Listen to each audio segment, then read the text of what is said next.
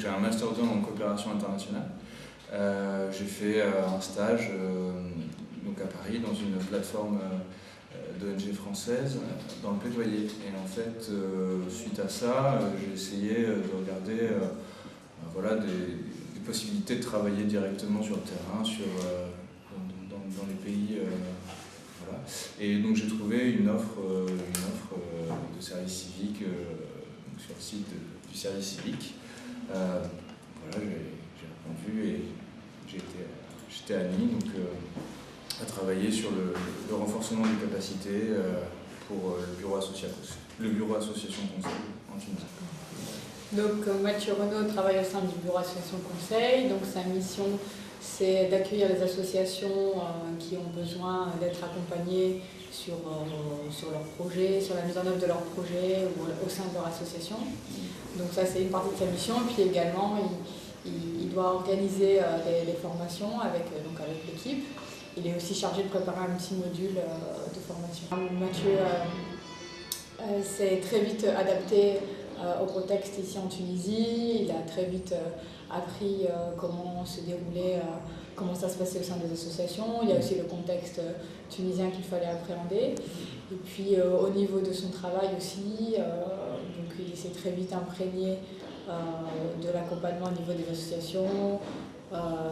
Il s'est très vite mis dans la construction d'un module de formation pour le plaidoyer. C'est vraiment juste une volonté voilà, de voyager, de découvrir, et puis c'est vrai que cette notion de volontariat où on peut apporter quelque chose,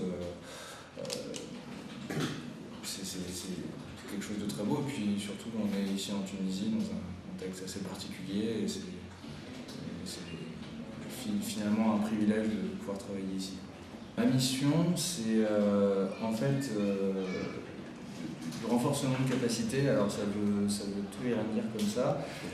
L'idée, c'est de recevoir les associations tunisiennes qui viennent juste de se créer, ou même les plus anciennes, de faire un diagnostic avec elles sur ce qui fonctionne, ce qui ne fonctionne pas, et puis les accompagner petit à petit sur leurs projets en structurant leur association en termes de gouvernance, et puis leurs projets. Donc voilà. Donc nous en fait on fait beaucoup d'accueil, d'orientation aussi, de mise en relation, de mise en réseau avec d'autres associations qui travaillent sur les mêmes champs d'action.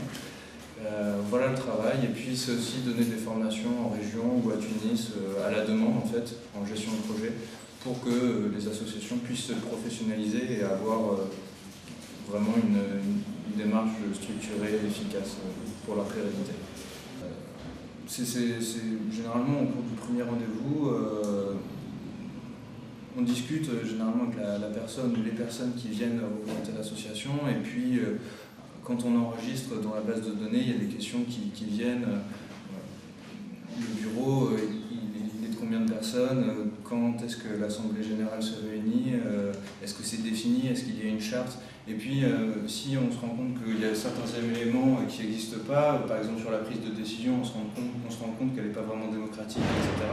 Bah ça, finalement, on va aider l'association, on va lui dire, bon, bah, si vous voulez à terme vous développer, et puis même, je veux dire, pour la viabilité de l'association, ce serait bien voilà, d'organiser différemment le site, votre association, d'être plus démocratique, d'être plus transparent en fait, tout simplement.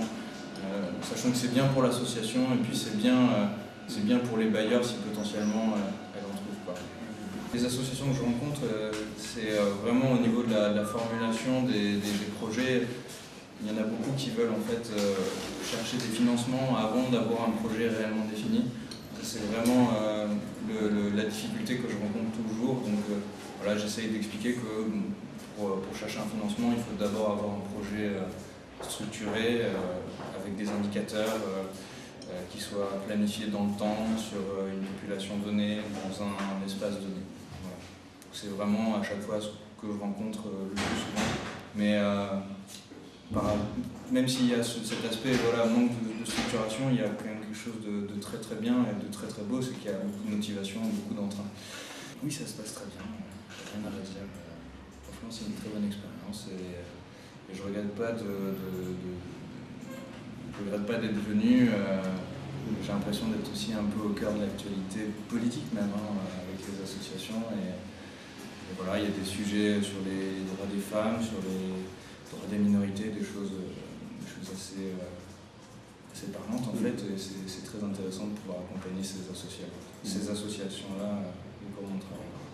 Donc à ce niveau-là, ça se passe très bien.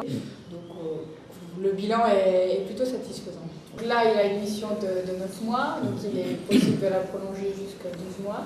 Donc oui, il nous a fait parvenir l'envie de prolonger jusqu'à 12 mois. Après, par la suite, prolonger au sein du bac, il faudrait une autre forme de volontariat puisque le service civique est limité à 12 mois.